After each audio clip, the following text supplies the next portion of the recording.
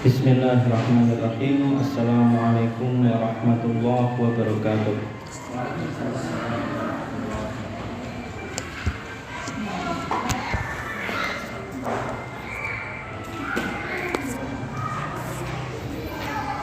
Alhamdulillah, wassalatu wassalamu ala rasulillah wa ala alihi wa man wala. Asyhadu an la ilaha illallah wahdahu la syarikalah wa asyhadu anna Muhammadan abduhu wa rasuluhu la nabiyya ba'dah.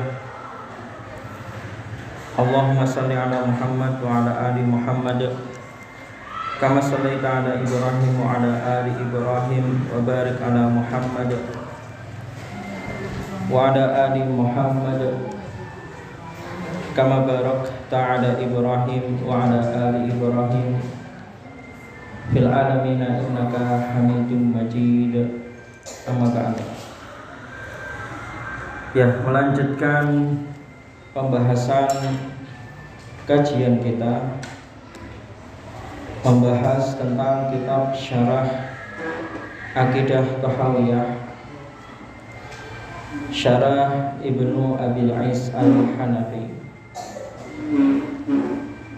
Ya, silahkan dibaca. Monggo Ustaz. Bismillahirrahmanirrahim. Wa asyhadu an la ilaha illallah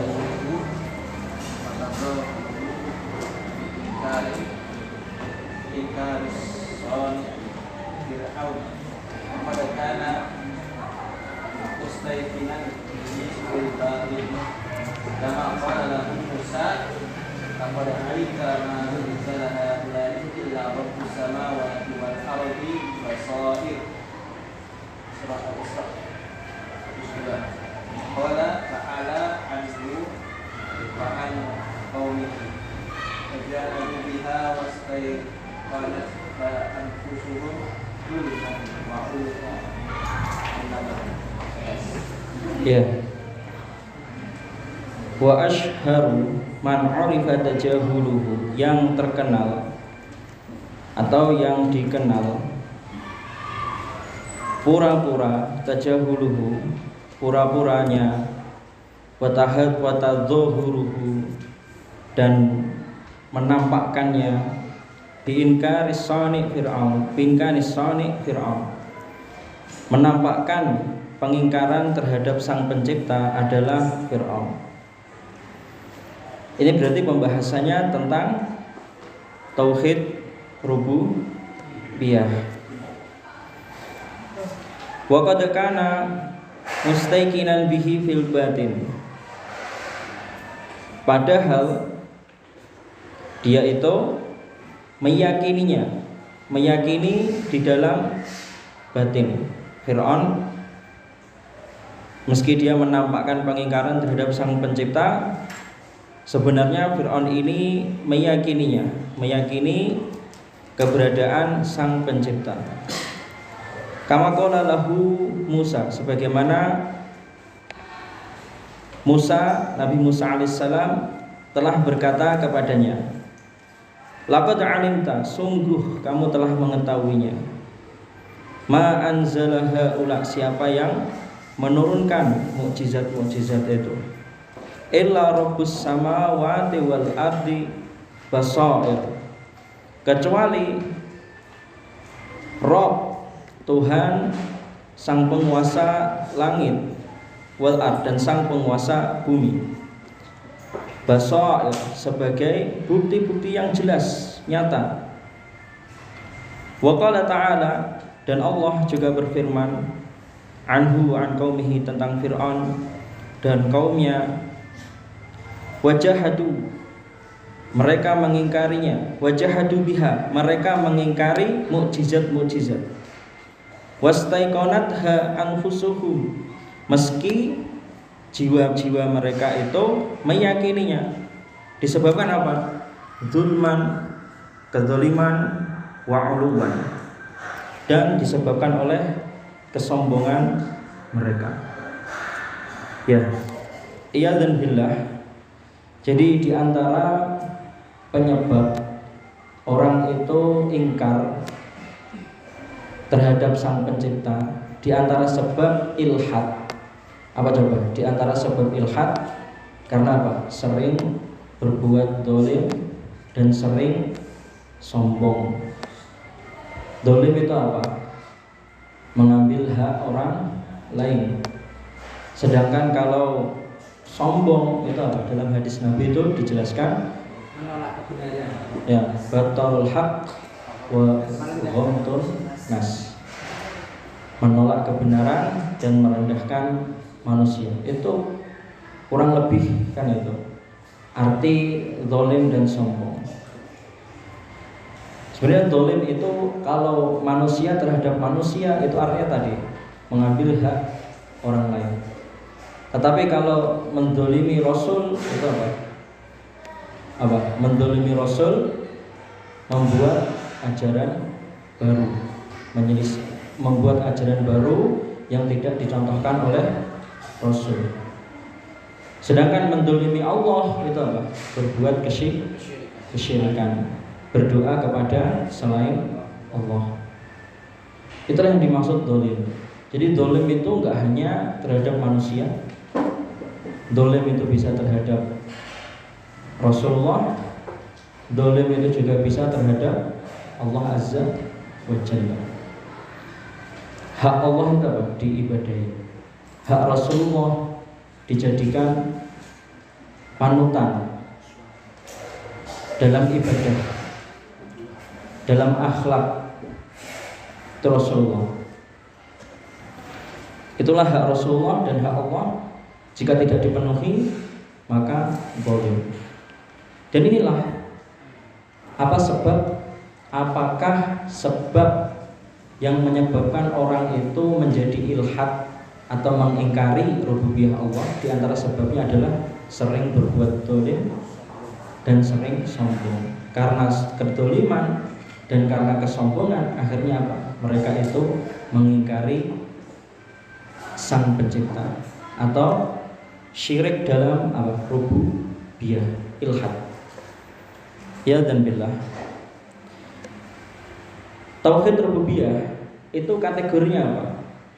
Amali atau kategorinya, apakah kategorinya amali atau kategorinya ilmi? Mana?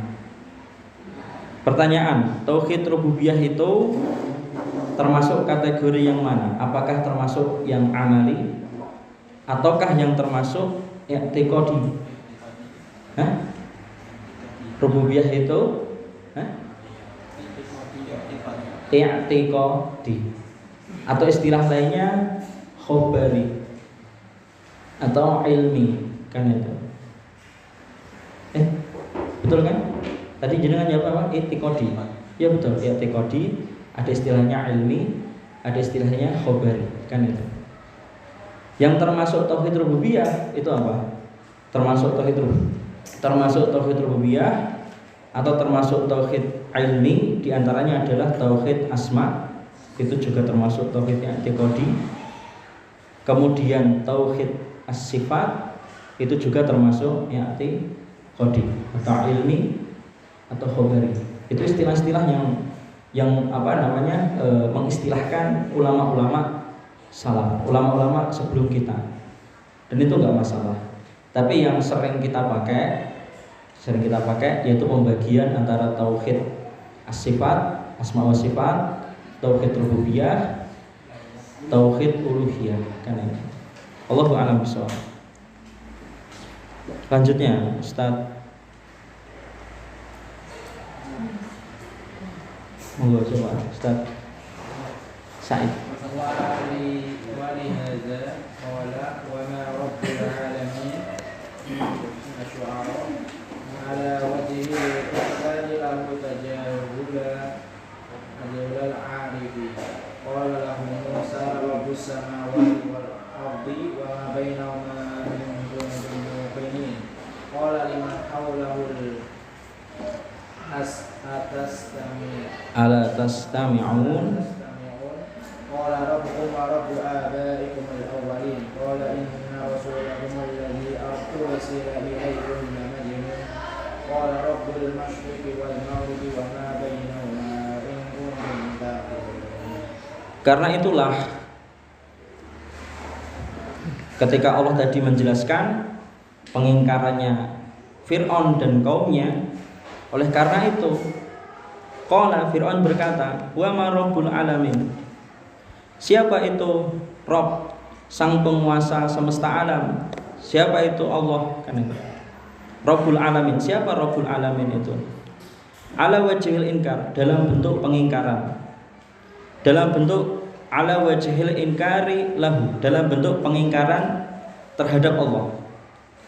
Tajahulul arif, pura-puranya orang yang tidak mengetahui, pura-pura bodoh padahal sebenarnya dia mengetahui. Maka apa? Qala lahu Musa, maka Nabi Musa menjawab, kan itu, menjawab Fir'aun, kan itu. Nabi Musa tidak panjang lebar, langsung saja. Nabi Musa ini cerdas, kan itu, dalam uslub memaparkan hujahnya kuat, membuat orang yang berakal ketika mendengar hujah ini, kan itu, berpikir, kan itu, bahwasanya apa? Ini hanya Allah, kan itu, yang bisa seperti ini. Nabi Musa menjawab, Rabbus samawat wal ard. Rabbus samawat, Rabb ialah Tuhan sang penguasa langit, kan itu, wal ard, dan sang penguasa bumi. Wa ma bainahuma, dan yang menguasai di antara keduanya. In kuntum mukinin, jika kamu meyakini. Yakin itu, kan itu, in kuntum mukinin, kan itu, yakin itu tingkatan ilmu yang paling tinggi, kan itu. Dan makanya ini uslubnya Nabi Musa itu dalam, kan itu, ketika memaparkan hujah tentang Allah Subhanahu wa taala, tentang sang pencipta. Sang pencipta itu siapa, kan itu? Sang pencipta adalah yang menguasai langit. Maka orang ketika mendengar itu berpikir, kan itu, sang pencipta siapa? Sang penguasa bumi, dan yang menguasai di antara langit dan bumi. Orang yang mendengar ini, kalau dia memiliki ilmu yang tinggi, akal yang sehat, kan itu, maka dia akan mencapai apa ya? Idrakul faham, kan itu, mencapai pemahaman yang yaitu rububiyah, memahami siapa itu sang pencipta. Dan Fir'aun sebenarnya paham ini, kan itu. Qala liman haulahu, maka Fir'aun menjawab kepada orang yang di sekitarnya, Fir'aun berkata kepada orang sekitarnya, ala tastami'un, kan itu, apakah kalian mendengarkannya? Maksudnya mengejek, meremehkan Nabi Musa, berusaha apa ya, memprovokasi orang agar meragukan Nabi Musa alaihissalam. Tapi Nabi Musa enggak apa ya, terbawa apa istilahnya ya, tidak terbawa dengan provokasi Fir'aun, kan itu. Nabi Musa tetap fokus memaparkan hujah yang lebih dalam lagi. Qala rabbukum, Nabi Musa berkata, Rob itu adalah Tuhan sang penguasa kalian, Rob kalian, kan itu. Akhir berpikir, kan itu, Robnya Fir'aun, kan itu, ya Robnya Nabi Musa, kan itu. Gak hanya Robnya Nabi Musa, tapi juga Robnya Fir'aun, Robnya kalian juga, kan itu. Wa Rabbu abaikum, dan semakin dalam lagi, yaitu Rob sang penguasa bapak-bapak kalian, nenek moyang kalian, al-awwalin, yang terdahulu. Bapaknya Nabi Musa, ya bapaknya Fir'aun, mbahnya Fir'aun, kan itu. Bapak apa namanya? Robnya, kan itu. Robnya bapaknya Nabi Musa, kan itu. Robnya bapaknya Fir'aun, kan itu. Robnya nenek moyang kalian, kan itu, yang terdahulu, kan itu.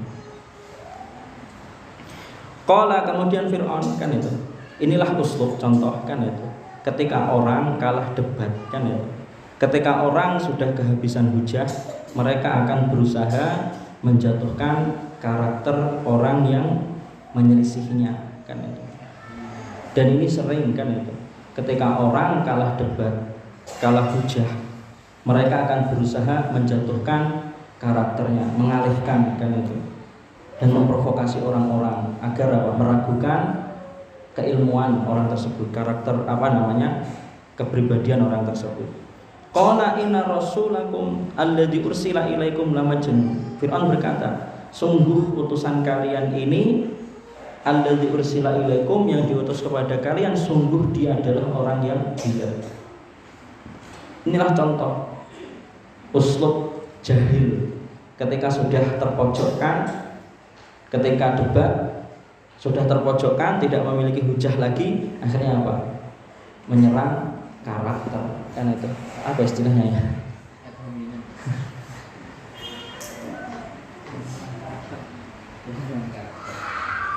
Qala Rabbul Masyriqi wal Maghrib, tapi Nabi Musa enggak terprovokasi. Kalau kita mungkin, kalau yang sudah lemah, akhirnya terus kita emosi, akhirnya kita enggak fokus di pembahasan lagi. Akhirnya kita cuma fokusnya saling menghujatkan itu, akhirnya saling menjatuhkan karakter akhirnya. Tapi Nabi Musa enggak, lurus terus Nabi Musa. Fokus terus. Karena tujuannya untuk tujuan yang mulia. Kayak ketika debat. Jenengan kalau debat dengan ateis atau mukhalif, siapapun, ahlu bid'ah, nomor satu niat pokoknya. Jenengan kalau disinggung karakter, diungkap keburukan jenengan fokus pokoknya niat untuk menyampaikan kebenaran kepada Nabi Musa. Itu uslubnya. Fokusnya kemana? Menyampaikan kebenaran tentang apa? Rububiyah Allah.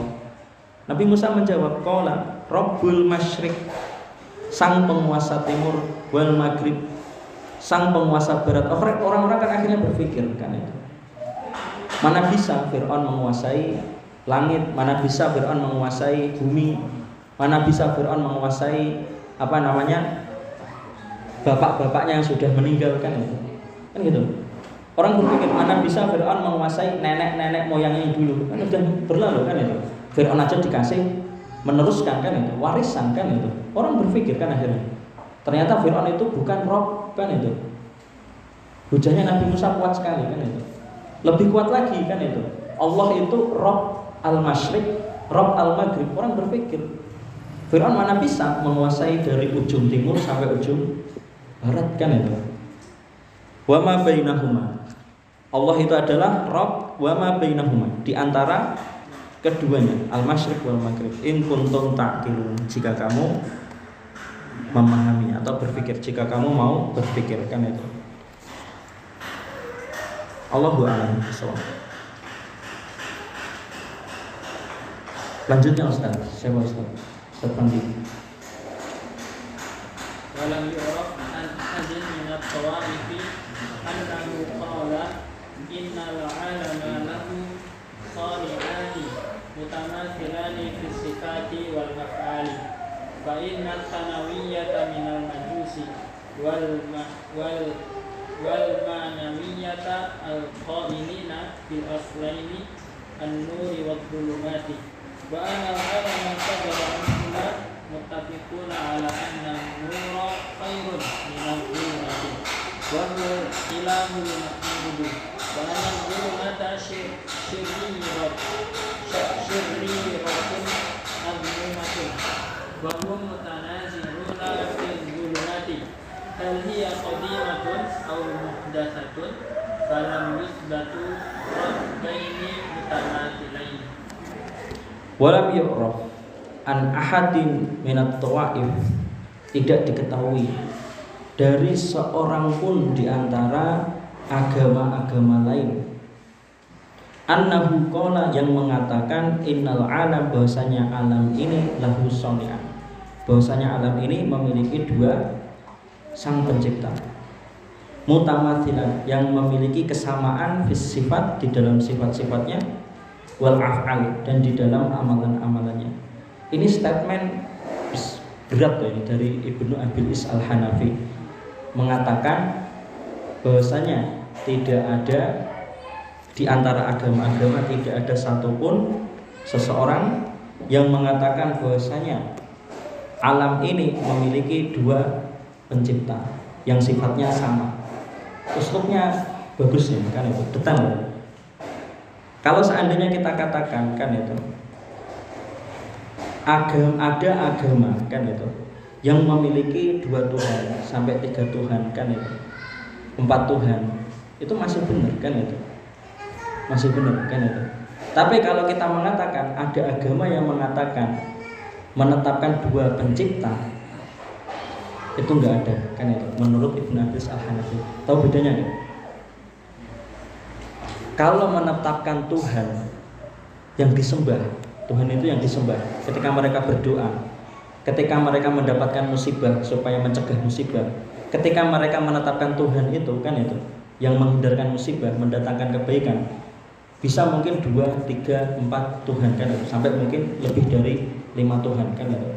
Tapi kalau tentang penciptaan kan itu pasti mereka menetapkan satu kan itu, semua agama kan itu. Dan ini Ibnu Abil Is Al-Hanafi kemudian menjelaskan hujahnya mereka. Ini bagus sekali. Fa'in nastanawiyah, orang sanawiyah itu apa? Orang yang meyakini keyakinan Dwi Tunggal. Dwi Tunggal itu apa? Dwi Tunggal itu apa ya? Satu Tuhan bercabang menjadi 2, atau 2 Tuhan bersatu menjadi 1. Dwi Tunggal. Apa ya istilah? Two in one. Yang ini two in one. As-Sanawiyah minal Majus, yang meyakini Dwi Tunggal, yang meyakini bahwasanya Tuhan itu Dwi Tunggal, seperti Majusi dan Manawiyah. Mereka meyakini, berkata, mengucapkan bil aslain, meyakini terhadap 2 asas, yaitu an-nur wa dzulmah, cahaya dan kegelapan. Wa anal alam, dan mereka menetapkan bahwa alam ini sodaro anhuma, bersumber dari keduanya, dari cahaya dan dari kegelapan. Muttafiqun, mereka sepakat ala annan nur khairun minadz dzulmah. Ini meski mereka menetapkan ada 2 asas kan itu bagi dunia ini kan itu, tetapi mereka tetap ada salah satu yang ditinggikan kan itu, yaitu apa? Cahaya. Mereka mengatakan bahwasanya cahaya itu lebih baik daripada kegelapan.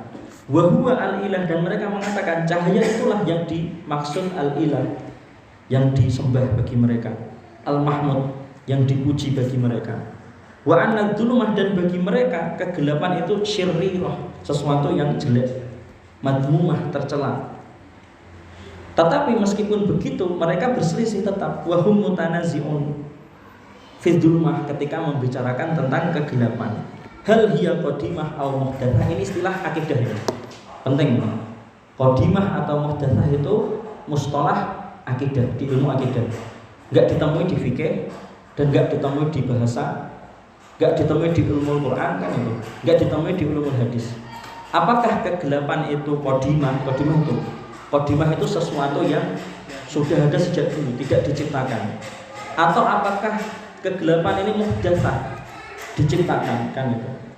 Falam yasbitu rabbaini mutamathilan. Dari sini kesimpulannya, maka mereka itu tidak menetapkan adanya 2 Tuhan yang sama, 2 Rabb yang sama. Tetap ada salah satu yang ditinggikan, lebih tinggi, lebih dimuliakan. Paham ya? Dalam penciptaan mereka tetap ada salah satu yang paling kuat gitu istilahnya. Tapi dalam peribadahan ketika mereka menyembahkan itu, mereka berselisih di sini. Kalau cahaya sepakat, tapi kalau kegelapan mereka berdebatkan itu. Paham?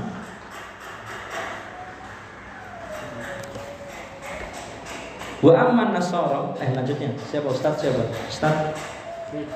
Siapa? Ayo. Monggo.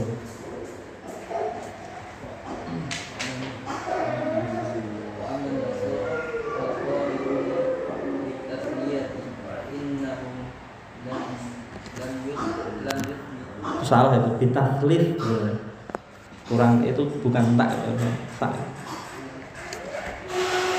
Fa innahum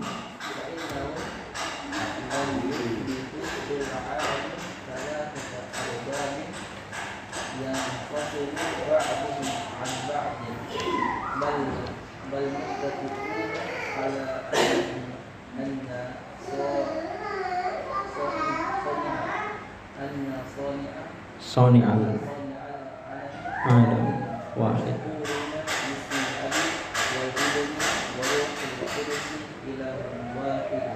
Nah, ini kemudian Ibnu Abil Is menjelaskan hujah kan itu untuk menguatkan apa? Statementnya bahwasanya apa?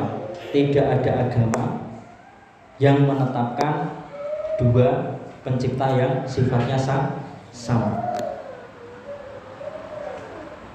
Sedangkan Nasrani kan itu dipaparkan oleh Ibnu Abil Is Al-Hanafi, mereka berkata meyakini tentang bitathlith, meyakini dalam ketuhanan itu, meyakini Tuhan itu apa? Tritunggal. Bitathlith itu meyakini trinitas atau three-in-one, atau Tuhan satu kemudian bercabang menjadi tiga, atau tiga kemudian bersatu menjadi satu, three-in-one. Ruwet. Tuhannya ruwet. Fa innahum lam yuthbitu lil alam thalathata arbabin. Mereka tidak menetapkan bagi alam ini tiga Tuhan, tiga roh atau tiga penguasa yang fasil, yang terpisah ba'duhum an ba'd. Mereka tidak menetapkan bagi alam ini tiga Tuhan yang terpisah satu sama lainnya kan. Artinya apa? Menurut mereka Tuhan itu tetap satu kan ya? Cuma three in one terpecah menjadi bercabang jadi tiga kan itu. Tidak terpisah kan itu. Bal muttafiqun, mereka sepakat ala anna sani al-alam wahid. Mereka sepakat bahwasanya yang menciptakan alam itu satu. Ketika membahas sang pencipta, mereka sepakat yang menciptakan itu satu. Banyak pun, sedangkan ketika mereka berkata bismil ab wal ibn wal ruhul kudus kan itu ilahun wahid. Mereka ketika berkata, mereka berkata juga kan itu demi nama Bapa, demi nama Anak, demi Roh Kudus kan itu adalah ilahun wahid, ilah yang satu dibagi tiga, tapi sebenarnya menurut mereka satu. Bingung kan? Ada ketika berdoa mereka berkata demi nama Bapa, demi Anak kan itu, demi Roh Kudus kan itu ilahun wahid. Mereka menganggap itu tiga-tiganya itu Tuhan yang satu kan itu. Jadi Tuhan satu, ilah satu, mereka menyembah satu Tuhan tapi terpecah menjadi tiga kan itu. Three in one kan itu. Lanjutnya Ustaz. Monggo Ustaz siapa? Syakir. Ya Ustaz Syakir. Syakirin.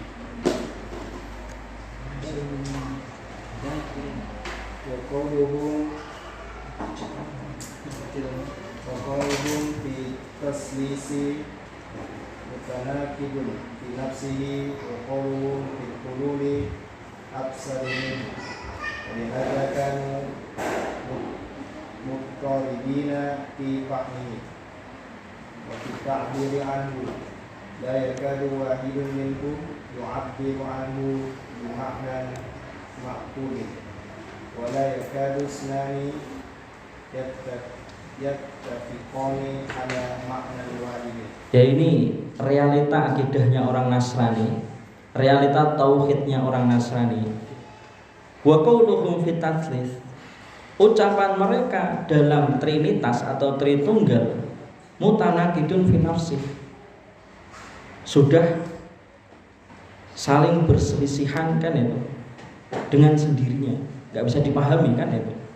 Wa qauluhum fil khulus, dan ucapan mereka, bahkan ucapan mereka dalam masalah khulul, bersatunya Tuhan, itu malah afsad minhu, lebih rusak lagi kan itu. Walihada, oleh karena inilah kan itu kanu muttaribina fi fahmi, pemahaman mereka ini kacau balau. Muttarib itu kacau balau, saling benturan sana sini. Fi fahmi, dalam pemahamannya. Wa fit ta'bir anhu, dalam apa? Dan dalam membuat ungkapan. Ketika mereka membuat ungkapan nggak bisa dipahami karena apa? Saling benturan. La yakadu wahid minhum yu'abbiru anhu bima'nan ma'qul. Bahkan apa? Hampir mustahil ditemui satu orang dari mereka yang bisa mengungkapkan dengan ungkapan atau dengan makna yang bisa dipahami. ya?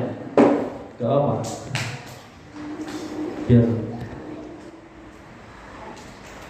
Ini Ibnu Abilis Al-Hanafi kan itu menegaskan hampir kan itu mustahil tidak bisa ditemui satu orang pun di antara mereka yang bisa mengungkapkannya atau menjelaskan tentang Tuhan ini bimaknan makbul, dengan makna yang bisa dipahami.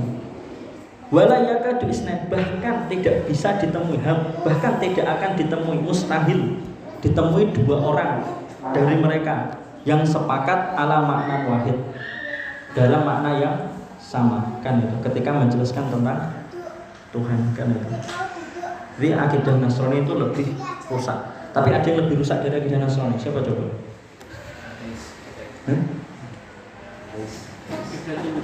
Itu wahdatul wujud. Yang paling jelek dari Nasrani itu wahdatul wujud.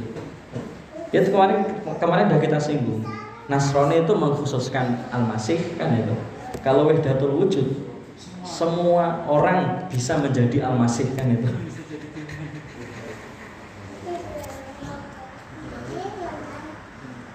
Dan Jahmiyah itu keyakinan wahdatul wujud itu banyak realitas sekarang terjadi di kelompok sufi kan itu. Munculnya keyakinan wahdatul wujud itu banyak realitas sekarang banyak muncul di orang-orang sufi yang mengaku menyatu dengan Tuhan kan itu. Ya dan bilang. Lanjutnya sekarang Ustaz untuk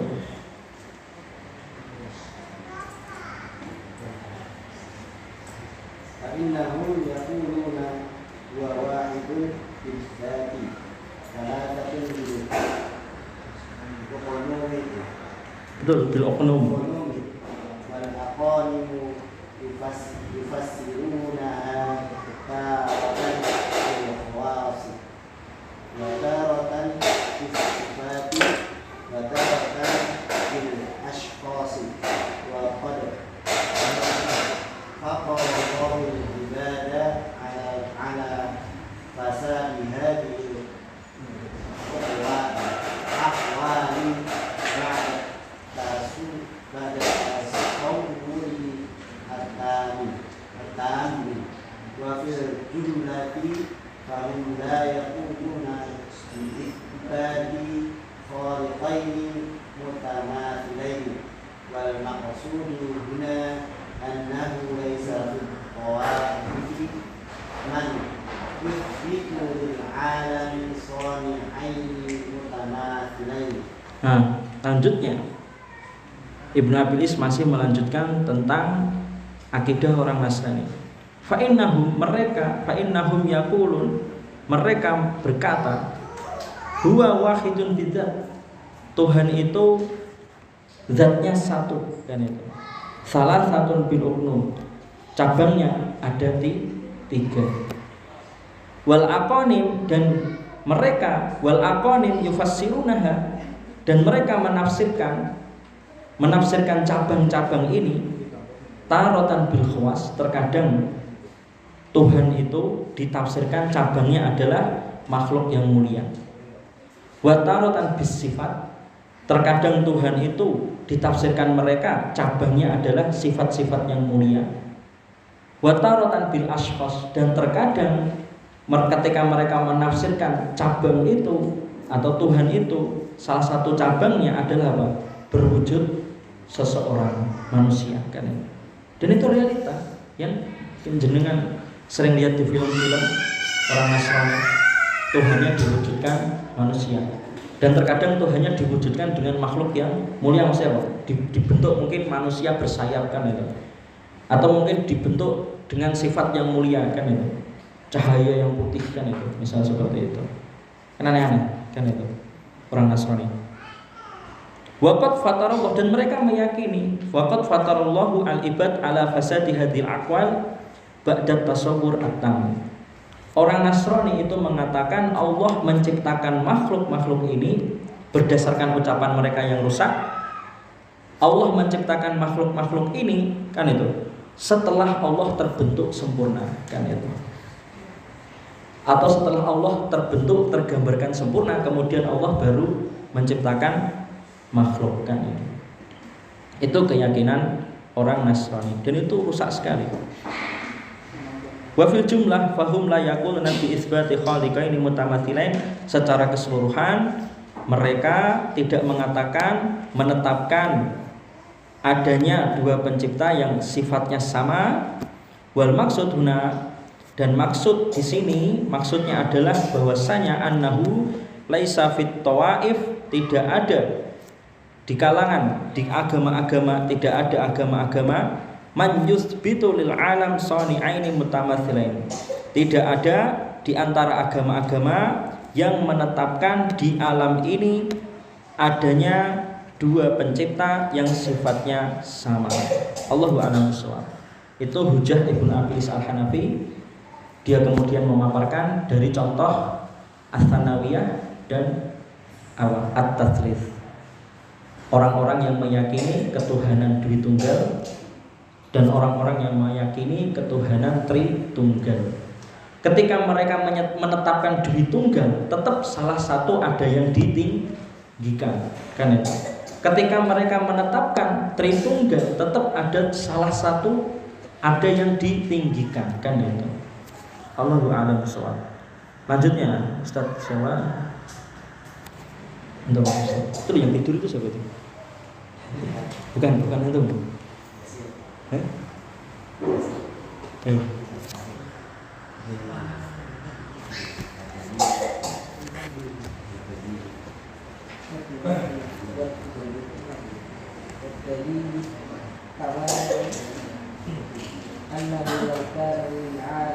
Lil alam صانعان وعند خلافهما مثل أن يريد أحدهما تحريك جسم وآخر تسكينه أو يريد أحدهما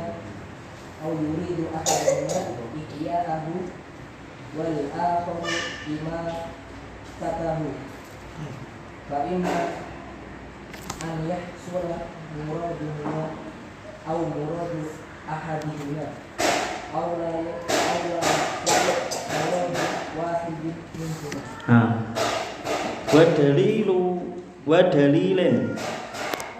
Dalil tamannu. Dalil tamannu itu apa? Dalil tamannu itu sebuah dalil logis, akli yang menolak di sini apa? Menolak pendapat apa? Menolak pendapat adanya dua pencipta yang sama. Dalil tamannu. Dan dalil tamanuknya adalah atau bukti logis yang menolak keyakinan dua pencipta secara logis. Annahu law kana lil alam sani'an, seandainya kalau di alam ini ada dua pencipta, fa inda ikhtilafihima, ketika terjadi perselisihan antara keduanya, misla seperti an yurida ahaduhuma tahrika jismin wa akhar taskinahu, seperti misal salah satunya menghendaki menggerakkan badan, sedangkan yang lain menginginkan mendiamkannya, kan itu. Au yuridu ahaduhuma ihya'ahu wal akhar imatatahu. Atau misal contohnya salah satunya menginginkan menghidupkannya dan yang lainnya menginginkan mematikannya. Fa'imma, maka bisa saja, ini hasilnya bisa saja tiga terjadi ini, bisa saja an yahsul muraduhuma, bisa saja terrealisasi keduanya, au muradu ahadihima, atau salah satunya saja yang terrealisasi, au la yahsul muradu wahid minhuma, atau tidak terrealisasi sama sekali keduanya.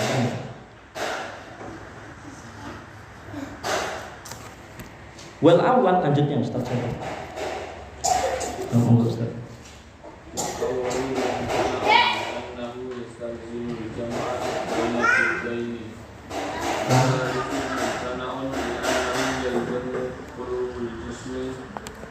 harakati was-sukuni bahwa mumtana'un wa yastalzimu aida ajza kulli minhuma wal ajizu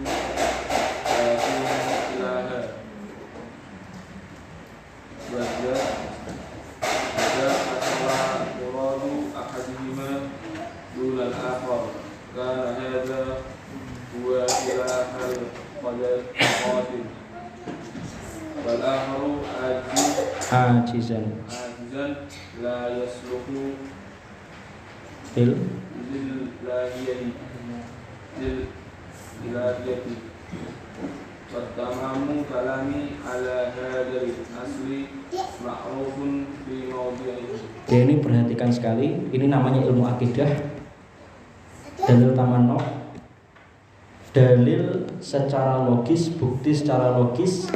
Jadi akal secara otomatis, semua akal itu akan secara otomatis menolak adanya dua pencipta yang sifatnya sama. Ibnu Abbas memaparkan dari tamanno ini secara logisnya itu. Seandainya kalau ada dua Tuhan yang sama kan itu, kalau terjadi perbedaan kan itu, yang satunya pengen menggerakkan, yang satunya pengen diam kan itu, bisa saja dua-duanya terrealisasi, atau bisa saja salah satunya saja yang terrealisasi, atau bisa saja dua-duanya tidak terrealisasi. Kemudian Ibnu Abbas menjelaskan, fal awal, yang pertama itu yang mana? Yang pertama yang mana? Yang pertama yang dimaksud yang mana? Wal awal itu apa?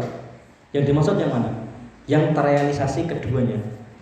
Wal awal yang terrealisasi keduanya mumtana, mustahil kan itu. Akan ditolak secara akal, logis akan menolaknya kan itu. Li'annahu yastalzimul jam' bainas diddain. Karena apa? Mengharuskan akal itu harus menerima, menyatukan apa? Dua hal yang saling berselisihan. Kan nggak mungkin. Akal itu nggak akan menerima bergerak sama diam kok bisa bersamaan kan itu. Gimana? Akal siapa yang menerima? Bergerak dan diam bersamaan kan itu. Itulah dalil tamanno kan itu. Wastalis itu yang mana? Wastalis. Yang salis itu yang mana? Yang ketiga yang mana? Yang tidak terrealisasi semuanya kan itu. Mumtana juga, mustahil juga. Kenapa? Li'annahu yalzam khuluwul jism. Karena apa? Berkonsekuensi atau memerlukan kekosongan badan atau enggak ada Tuhan akhirnya kan itu. Anil harokah, tidak ada gerakan dan tidak ada diam. Maksudnya akhirnya enggak ada Tuhan kan itu. Wa huwa mumtana, dan itu pun mustahil karena apa? Wa yastalzimu aidan ajza kulli minhum.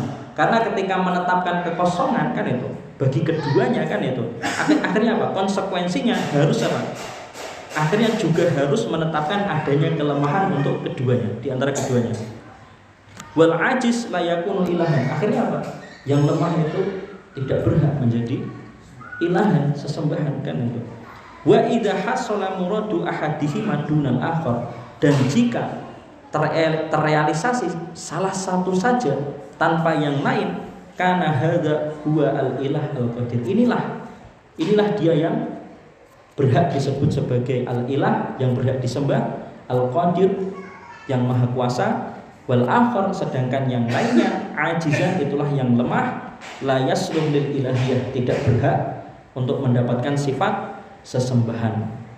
Wa tamamul kalam, sempurnalah kalam ini, ucapan ini, ala hadzal asal, atas asas ini, ma'rufun fi mawdihi, kan itu dipahami sesuai pada tempatnya. Allahu a'lam bishawab. Paham? Dalil tamanno, akal manusia itu secara logis otomatis menolak adanya dua Tuhan yang sifatnya sama. Tapi kalau dua Tuhan yang disembah, tiga Tuhan yang disembah sifatnya berbeda, itu mungkin masih bisa, masih ada gitu, masih ada di agama-agama kan itu. Tapi kalau ada agama yang mengakui adanya dua pencipta yang sama, secara logis itu akan menolak otomatis kan itu. Karena tadi ketika salah satu Tuhan pengen bergerak, Tuhan yang lain pengen diam, bergerak dan diam itu enggak mungkin bersamaan kan itu. Pasti harus ada yang dikalahkan kan itu. Yang menang itulah yang berhak menjadi Tuhan. Itu maksudnya dalil tamanno. Dalil akal itu secara logis menolak adanya dua pencipta yang sifatnya sama. Dan ini sebenarnya berdasarkan firman Allah. Jadi ada sebenarnya, tapi tidak dipaparkan secara luas oleh Ibnu Abil Is Al-Hanafi kan itu. Allahu a'lam bishawab. Dan ini memang ada beberapa hal yang dihapus memang oleh Syekh Mustafa Al-Adawi di dalam pembahasan ini. Memang ada yang dihapus karena tidak sesuai kaidah, ini tidak sesuai kaidah Ahlussunnah wal Jamaah. Intinya berhati-hati dalam menggunakan, ini sering tersebar mengatakan kalau mereka manusia semuanya sebenarnya mengakui tauhid rububiyah. Karena itu yang sebenarnya hati-hati, jangan sampai bermudah-mudahan mengatakan, kan sering itu tersebar bahwasanya orang Arab jahiliyah sebenarnya mereka itu mengakui tauhid rububiyah. Dan itu ada di kitab tauhid Fathul Majid, ada di kitab-kitab akidah yang sering banyak diajarkan kan itu. Diajarkan bahwasanya orang Arab jahiliyah itu sebenarnya mengakui tauhid rububiyah. Dan ini ada di kitab Syarah Ibnu Abil Is tapi dihapus oleh Syekh Mustafa Al-Adawi. Itu menunjukkan ya, di situ dikomentari sama beliau ya, intinya istilah tersebut itu tidak manqul dari ulama salaf kan itu. Karena itu. Jadi itu istilah termasuk istilah yang muncul di era-era setelah ulama-ulama salaf kan itu. Menetapkan statement bahwasanya apa? Orang-orang Arab jahiliyah dan bahkan ada yang mengatakan semua orang itu sebenarnya mengakui tauhid rububiyah kan itu. Intinya gini, sebenarnya nggak masalah, cuma jangan berlebihan gitu. Jangan takutnya apa? Terkena apa namanya? Tidak mengkafirkan orang yang kafir kan itu. Terkena salah satu amalan pembatal keislaman kan itu.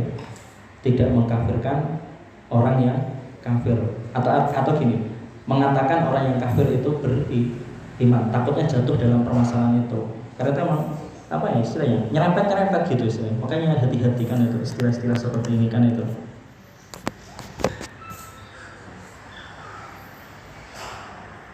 Wallahu a'lam bishawab. Dan itu emang tempatnya bisa dikritik, ulama satu, ulama lain saling memberikan pendapatnya masing-masing, silahkan kan itu. Wallahu a'lam bishawab. Ada yang ditanyakan? Jadi situ ada istilah-istilah banyak akidah kan itu. Nanti insya Allah kita bahas secara rinci satu-satu di lain pertemuan. Sekarang di manhaj pengajian yang kedua, ini manhajnya itu mengkaji istilah-istilah akidah sebenarnya. Apa maksud ungkapan syubhat berikut? Menyelaraskan syariat amalan dohir dengan hakikat amalan batin. Ini sudah kita bahas kemarin. Ini amalannya siapa coba? Ini usulnya siapa coba? Kaidahnya siapa coba? Menyelaraskan syariat amalan dohir dengan hakikat amalan batin.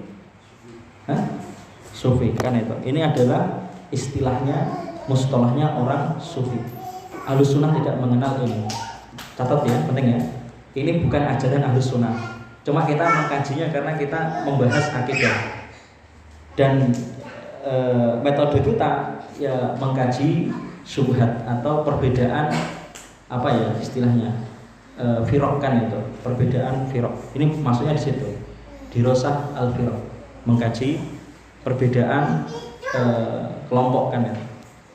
Sufi, salah satu istilah mustalah yang terkenal di sufi diantaranya adalah syariat dan hakikat. Dan itu tempat syubhat sekali, ngeri sekali syubhatnya sih. Di antara pengertian ini dari kitab-kitab yang dinukil dari kitab-kitab orang sufi kan itu. Orang sufi itu bagi sufi yang gulat kan itu. Mereka mengatakan syariat dan amalan dohir itu adalah tugas para nabi. Syubhat, salah satu syubhatnya yang disebarkan oleh orang-orang sufi. Mereka meyakini, mengatakan syariat dan amalan-amalan yang dohir itu adalah tugasnya para nabi. Tugas para nabi menyampaikan, mengajarkan kepada kita kan itu.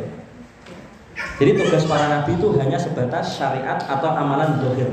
Diartikan hanya amalan yang dohir kan itu.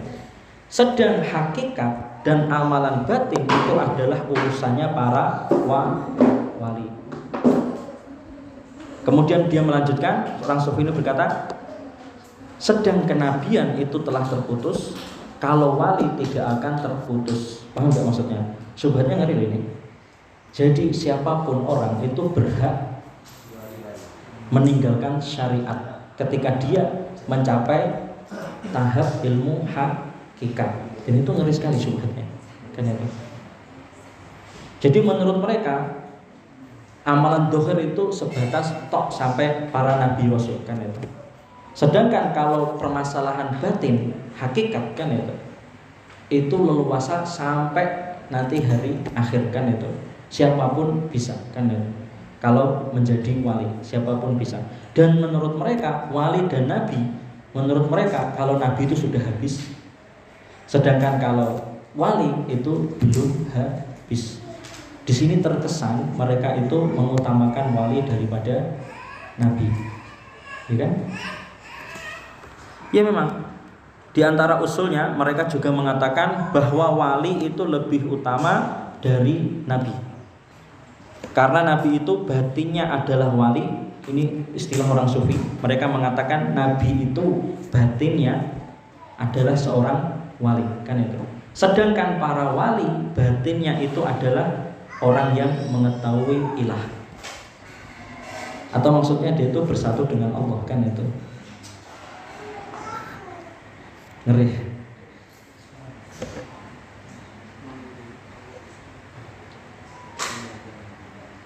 Syariah bagi Ahlussunnah wal Jamaah, syariah itu apa? Bagi Ahlussunnah wal Jamaah syariah itu apa? Kemarin sudah kita kaji. Ya agama Islam, kan itu. Perintah Allah, larangan Allah. Sedangkan bagi sufi syariah itu ditambahi, kan itu. Mereka menambahkan bahwa syariat itu harus taat kepada hakikat. Itu subhat itu. Syariat, amalan dohir, ajaran Nabi itu harus taat kepada hakikat. Hakikat itu apa? Menurut mereka hakikat itu ibadah yang mereka tentukan dengan cara tertentu, berbeda dengan ahkam syariah, berbeda dengan amalan yang dohir, kan itu. Dan jika syariat menyelisih hakikat, menurut orang sufi mana yang harus diutamakan? Menurut orang sufi yang harus diutamakan adalah hakikat amalan batinnya. Sedangkan yang amalan syariat, ajaran Rasulullah, amalan dohirnya harus ditinggalkan kalau berselisihan dengan batin, kan itu. Maka menurut mereka hakikat, menurut mereka lebih utama, kan itu, daripada syariat. Kenapa? Mereka beralasan. Orang sufi beralasan. Menurut mereka hakikat itu amalan batin, dan batin itu dinukil secara yakin. Sedangkan kalau syariat itu amalan dohir itu penukilannya secara doni, secara prasangka. Jadi menurut mereka hakikat itu lebih rojih, kan itu. Karena ditetapkannya permasalahan hakikat itu ditetapkannya dalam hati dengan keyakinan. Sedangkan kalau amalan dohir ini ditetapkannya menukilnya secara doni, kan itu. Doni bukan berdasarkan hati, berdasarkan prasangka, kan itu, bukan berdasarkan keyakinan, kan itu. Itu syubhat mereka. Kemudian di antara syubhatnya tentang masalah syariat dan hakikat, kan itu. Mereka mengatakan manusia boleh menyelisih syariat atau ahkam syariah karena mencapai hakikat. Kalau sudah mencapai hakikat. Dan mereka ketika memahami tafsir orang sufi, kan itu, bagi mereka tafsir itu mengandung makna dohir dan makna yang batin. Menurut orang sufi itu meyakini tafsir itu ada kandungan makna dohir dan ada kandungan makna batin. Dan mereka berhak menafsirkan sesuai batin mereka, sesuai metode mereka, kan itu. Menafsirkan yang makna batin tadi sesuai metode mereka. Itu syubhat juga. Kemudian salah satu syubhat mereka yang paling ngeri, sering disebarkan di ceramah-ceramah mereka. Ini sering disebarkan di ceramah-ceramah mereka. Mereka mengatakan orang masuk surga kalau yang dengan amalannya itulah ahlu syariah, kan itu. Jadi kalau yang fokusnya di amalan dohir, masuk surganya karena amalan dohir itu ahlu syariah. Maka kewajiban mereka ya cuma yang amalan dohir, kan itu. Mereka berdalil dengan apa? Firman Allah Quran surat An-Nahl ayat 32. Udkhulul jannah bima kuntum ta'malun. Mereka berdalil, masuklah kalian, masuklah ke surga karena sesuai amalan yang kalian kerjakan. Mereka kena syubhat di sini.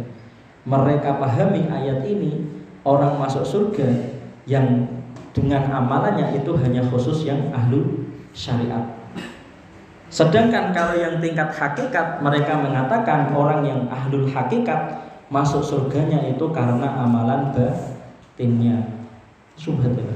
Mereka memisahkan antara yang amalan dohir dengan amalan batin. Paham nggak jadinya? Dipisah secara mutlak gitu sih. Jadi kamu bisa masuk surga dengan amalan dohir, atau kamu bisa masuk surga dengan amalan batin. Batin saja kan itu. Yang menurut mereka yang paling tinggi itu yang mana? Yang masuk surga dengan amalan batin saja kan itu. Menurut mereka lebih tinggi kan itu. Dan ini bahaya. Mereka berdalil dengan hadis muttafaqun alaih. Lan yudkhil ahadukum amaluhu al-jannah. Seseorang tidak akan masuk surga karena amalannya. Hadis Nabi kan itu. Dan ini syubhat mereka yang paling ngeri, dan itu sering dibawakan di ceramah-ceramah. Bahkan mereka mengatakan percuma ngaji kan itu, sholat jungkir balik kan itu, atau haji berkali-kali, tapi kalau batinmu tidak sesuai dengan amalannya kan itu. Dan menurut mereka, kalau batinnya mereka sudah mencapai ibadah tertentu kan itu, sesuai dengan yang apa ya mereka ajarkan kan itu, atau mereka yang sudah mereka tajribatkan kan itu menurut mereka batin itu lebih utama daripada syariat kan. Ya dan bila ya intinya itu, menurut mereka hakikat itu lebih utama daripada syariat, dan mereka meyakini hakikat itu terpisah, syariat itu terpisah kan. Orang yang tahap syariat nanti masuk surganya ya sesuai dengan amalan syariat, itu amalan dohir, dan kewajibannya ya amalan dohir itu. Sedangkan kalau yang sudah tahap batin, hakikat, mereka masuk surga dengan amalan batin, dan kewajiban mereka yaitu amalan batinnya itu. Dan itulah syubhat sufi. Ya dan bila ini semua adalah pemahaman batil dari orang-orang sufi, syubhatnya orang sufi tentang antara syariat dan hakikat. Semoga bermanfaat ya, semoga jenengan bisa memahami itu, istilah-istilah itu, dan bisa intinya ya ketika paham supaya menghindarinya dan supaya menasihati ke anak-anak, ke istri, keluarga, dan umat semuanya. Semoga bermanfaat. Subhanakallahumma wa bihamdika asyhadu an la ilaha illa anta astaghfiruka wa atubu ilaik. Jazakumullah khairan. Barakallahu fikum. Wassalamualaikum warahmatullahi wabarakatuh.